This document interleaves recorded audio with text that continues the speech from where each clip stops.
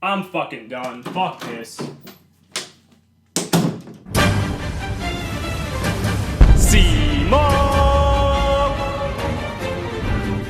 What's going on, guys? It's Cimo. Now, today I wanted to bring to you a card discussion on another card that got an errata in the OCG, and that card is Imperial Order. Now, if you guys didn't already see my video discussing the OCG ban list alongside some of the erratas that some of these cards received, just at face value, you can go ahead and check out that video. But today we're going to be solely focusing on Imperial Order, and the reason for that is because I think Konami is out of their fucking mind with this errata. And there's a couple reasons why I think that. The first reason is because most of the time they create an errata to kind of balance a card, to kind of make it more fair so that they can reintroduce it into the game to make the card more playable. Well, they didn't do jack shit to Imperial Order because Imperial Order is arguably as powerful, if not more powerful, than it was before. Now, the effect of Imperial Order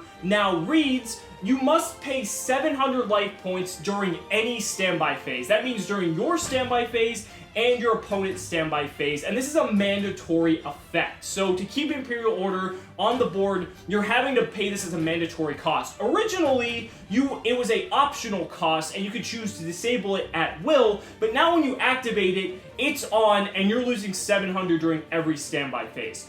But, what do you get from this? Well, as long as Imperial Order remains face up in the spell and trap zone, negate all spell effects on the field. They might as well just rename this card to Imperial Anti-Spell Fragrance, because basically, they just added a fourth copy of Anti-Spell Fragrance into the meta, because that's all that's going to be. Anyone who's running 3 copies of Anti-Spell in the main deck or even the side deck is just going to put this in now as well, because it's equally as effective as a card like Anti-Spell Fragrance.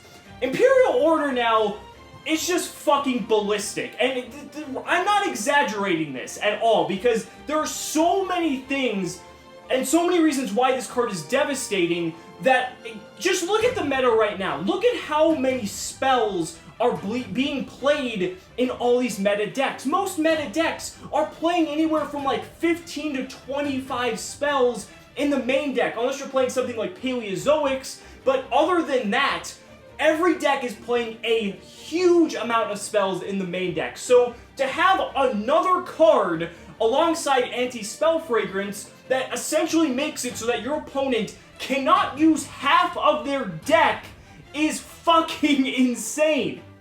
Why wouldn't you run this if you have the option to? On your turn, let's say you win the die roll and go first. You can do whatever the fuck you want. If you're playing ABC, you can go Terraforming, Union Hanger, fucking Potted Desires. Like, you can do whatever the fuck you want, and then set Imperial Order, flip it up just like you would Anti-Spell, and your opponent just pretty much lost half their deck, unless they have the Twin Twister or an MST or something along those lines to chain to it to destroy the Imperial Order on activation before it gets its effect. But that doesn't really create a very healthy game environment where we're basically having to hope to fucking God that we draw one card that outs this card immediately on activation. That doesn't just create anything healthy for the environment. But going more into Imperial Order itself, aside from the fact that it just negates spell effects in general, it's very important to note that it doesn't negate activations, it negates spell effects. And that's important for a couple reasons. The first reason is that because it doesn't negate activations, if your opponent activates a card that only has a once per turn activation clause, it's going to activate, but the effects are going to be negated, so it's not going to matter. They're not going to be able to activate another one, and it's just going to be completely negated. The effects are going to be negated altogether.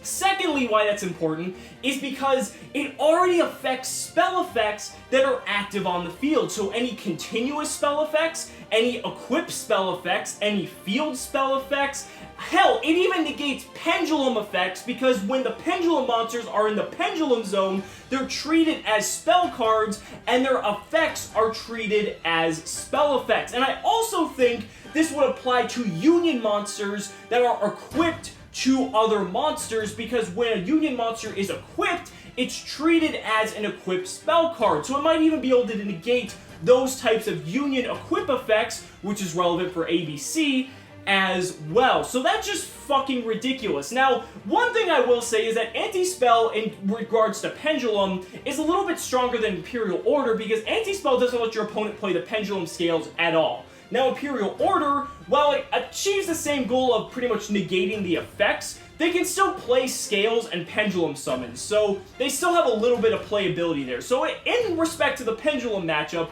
it's not as unfair as something like Anti-Spell, but just the fact that your opponent, or anyone for that matter, has now the ability to run essentially 4 copies of Anti-Spell Fragrance is a little bit fucking nuts. But that's just my opinion, you guys. Let me know down in the comments what you guys think about the Imperial Order Errata. I think it's fucking crazy.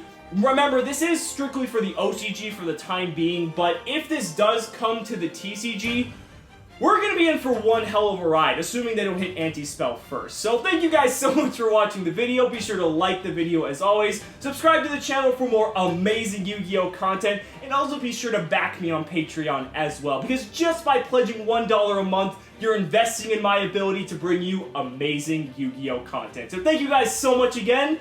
We'll see you next time.